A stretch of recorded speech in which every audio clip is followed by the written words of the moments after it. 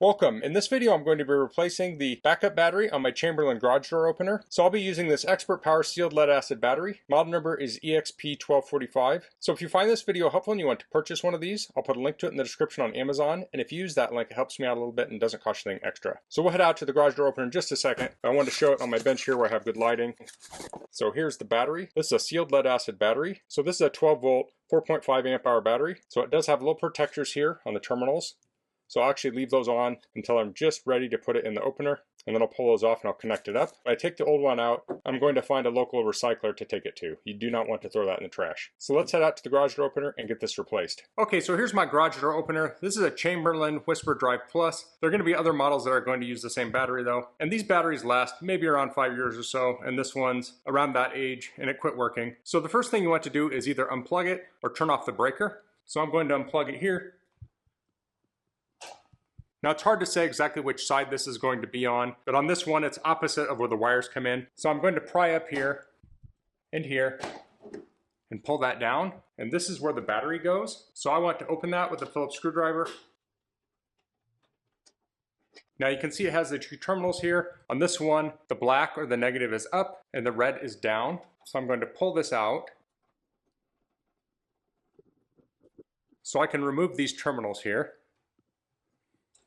Now the wires and the color on the battery do match up. So if I get this pulled out, okay.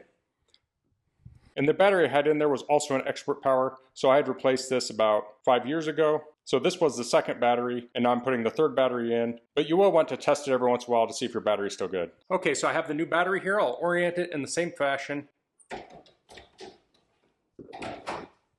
Oops. I'll leave it partially out, and I'll get these little covers off here. I'll put these on the old battery to keep it from shorting until it gets to the recycler. So now I'll connect this up. I'll do the positive first and then the negative. I'll press that in all the way. Now I'm going to put the cover back on. Now this screw is not captive, so you want to make sure you don't lose it. And I didn't do it, but I should put a little piece of tape or a label on there with the date I installed this. There we go. Now I'll say I did this one-handed. I think most people could handle it with two hands. So I'll close that up. So now I'll plug it back in. Okay, now I'll unplug it again. And I'll press the clicker and see if it works.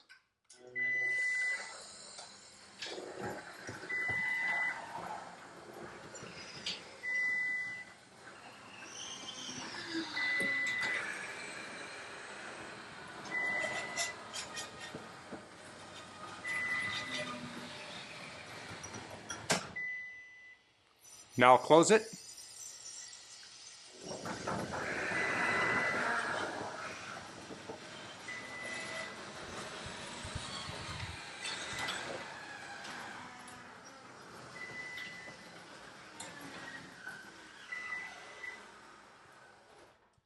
And I can plug it back in.